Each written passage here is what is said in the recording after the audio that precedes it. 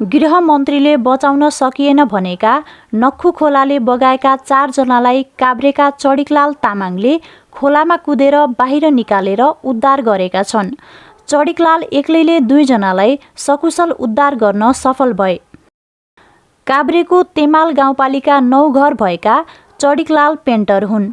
बगेको ठाउँबाट करिब 300 मिटर तलबाट उनीहरूलाई निकालेपछि चडिकलालले भुइँमा सुताई पालैपालो पेटमा थिचेर बाढीमा खाएको पानी निकाल्न सफल भएका थिए। दशैंको मुखमा पेन्टिङ कामको चाप बढे पनि वर्षाका कारण शनिबारको काम रोकिएको थियो। चडिकलाल पनि आफ्नो वरपर बाढीको कहर हेर्न निक्लेका थिए।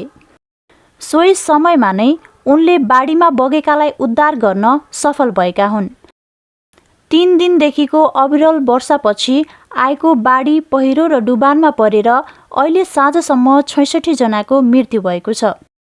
सशस्त्र प्रहरी बल नेपाल प्रधान कार्यालयले दिएको जानकारी अनुसार शनिबार साँझ 5 बजेसम्ममा देशभर गरेर 66 जनाको मृत्यु भएको र अन्य 79 जना बेपत्ता भएका छन्। हालसम्म बेपत्ता परेर 35 जना घाइते भएका सशस्त्र प्रहरीका प्रवक्ता सशस्त्र प्रहरी नायब महानिरीक्षक कुमार न्यौपानेले जानकारी दिए। उनका अनुसार उपत्यकामा मात्रै 34 जनाको मृत्यु भएको छ। काठमाडौँमा 11, भक्तपुरमा 5 र ललितपुरमा 18 जनाको मृत्यु भएको हो। यस्तै पाँचथरमा 5, धनकुटामा 2, सोलुखुम्बुमा 2, सुनसरीमा 1, काभ्रेमा 14, धादिङमा 1, सिन्धुपाल्चोकमा 4, दोलखामा 3 जनाको मृत्यु भएको छ। काठमाडौँ उपत्यकामा शनिबार 54 वर्ष यताकै अत्यधिक वर्षा भएको छ। विभिन्न 9 स्थानमा रहेका वर्षा मापन केन्द्रहरूमा अहिलेसम्मको रेकर्ड ब्रेक भएको छ। जल तथा मौसम विज्ञान विभागले काठमाडौँमा वर्षा मापन हुन थालेदेखि अहिलेसम्मकै धेरै वर्षा मापन भएको जनाएको छ। मकवानपुरको इन्द्र सरोवर गाउँपालिकामा पहिरोमा बेपत्ता भएका सबै 6 जना बालकको शव भेटिएको छ। श्रेरी नजिकको वत्सलादेवी माभिमा फुटबल परीक्षण गरिरहेका 40 जना बालकहरूमध्ये शनिबार बिहान पहिरोमा पुरिएर 6 जना बेपत्ता भएका थिए। उनीहरू सबैको शव लिन नेपाली सेनाको हेलिकप्टर विद्यालयमा आएको छ। अखिल नेपाल फुटबल सङ्घको समन्वयमा नेपाली सेनाले बालकहरूको शव लिन हेलिकप्टर पठाएको थियो। वत्सलादेवी माविमा एन्फाले गत वर्षदेखि फुटबल परीक्षण सञ्चालन गरेको थियो, जहाँ 40 बालकले प्रशिक्षण लिइरहेका थिए। काभ्रेपलाञ्चोक रोसी गाउँपालिकामा बाढीले ठूलो क्षति भएको छ। रोसी खोलामा आएको बाढीले वडा नम्बर 9 मा पर्ने नार्के बजार बगाएको छ। पक्का घरहरू नै बगेका छन्। अविरल वर्षाका कारण आएको बाढी, पहिरो र डुबानमा परेर घाइते भएकाहरूलाई निशुल्क उपचार गर्ने सरकारले निर्णय गरेको छ। कार्यवाहक प्रधानमन्त्री प्रकाशमान सिंहको अध्यक्षतामा प्रधानमन्त्री कार्यालय सिंहदरबारमा शनिबार बसेको बैठकले बाढी, पहिरो र डुबानमा परेर घाइते भएकालाई निशुल्क उपचार गर्ने निर्णय गरेको हो। पछिल्लो 2 दिन यताको अविरल वर्षाका कारण देशभर मुख्य राष्ट्रिय राजमार्गमा ठूलो क्षति भएको छ। खास गरी राजधानीलाई विभिन्न जिल्लासँग जोड्ने मुख्य राजमार्गमै बाढी र पहिरोले क्षति गरेको छ। सडक अवरुद्ध हुँदा सयौं यात्रुहरू अल्पत्र परेका छन्। शनिबार साँझसम्म उपत्यकालाई बाहिरी जिल्लासँग जोड्ने सबै नाका ठप्प भएका छन्।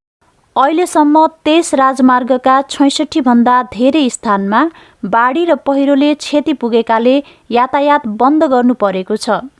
नेपाल चीन जोड्ने अरनिको राजमार्गबाट 2 मुलुकबीचको सडक सम्पर्क समेत विच्छेद हुन पुगेको छ। कान्ति राजमार्गको मकवानपुर खण्ड, त्रिभुवन राजपथको धादिङ र मकवानपुर खण्ड, अरनिको राजमार्गको सिन्धुपाल्चोक जिल्लाका विभिन्न स्थानमा सडक अवरुद्ध रहेको छ। पुष्पलाल राजमार्गको ओखलढुङ्गा, सिन्धुली, खोटाङ सहितका जिल्लामा सडक अवरुद्ध रहेको छ। राप्ती राजमार्गको सल्यान, सिद्धार्थ राजमार्गको पाल्पा, तानसेन रिडी, कोरला राजमार्गको मुस्ताङ, पृथ्वी राजमार्गको धादिङ र तनहुका विभिन्न ठाउँमा पहिरोले सडक अवरुद्ध बनेको छ। देशभर करिब आधा दर्जन सडक पुलमा क्षति पुगेको छ। मेची राजमार्गको हेबा खोलामा गत वर्ष मात्र बनाइएको बेली ब्रिज आज पूर्ण भत्किएको छ। इलामको सन्दकपुर स्थित राता खोलामा निर्माणाधीन पुल भत्किएको छ।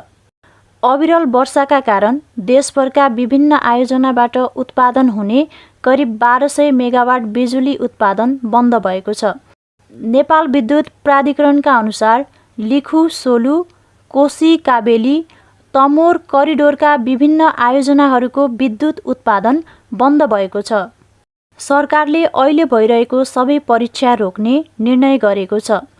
कार्यवाहक प्रधानमन्त्री प्रकाशमान सिंहको अध्यक्षतामा बसेको आपतकालीन बैठकले 2-3 दिनदेखि भएको वर्षाका कारण हाल सञ्चालन भइरहेको परीक्षा स्थगित गर्ने निर्णय गरेको सञ्चार मन्त्री पृथ्वी सुब्बा गुरुङले जानकारी दिए। वर्षाका कारण हुन सक्ने क्षतिलाई मध्यनजर गर्दै नारायणगढ मुगलिन नागढुङ्गा सडकमा सवारी साधन सञ्चालनमा रोक लगाइएको छ। जिल्ला प्रशासन कार्यालय चितवनले शनिबार एक सूचना जारी गर्दै आइतबार बिहान 5 बजेसम्मका लागि सम्पूर्ण सवारी साधन सञ्चालनमा रोक लगाएको हो। कोशी ब्यारेजमा 5 लाख क्युसेक पानी भएको छ। कोशी ब्यारेजमा पानीको बहाव उच्च भएपछि पैदल यात्रीलाई रोक लगाइएको छ। अहिले 56वटै ढोका खोलिएको छ। शनिबार 12:30 बजे 5,08,000 क्युसेक बाढी मापन भएपछि सर्वसाधारणहरूलाई हिँड्न रोक लगाइएको ब्यारेजले जनाएको छ।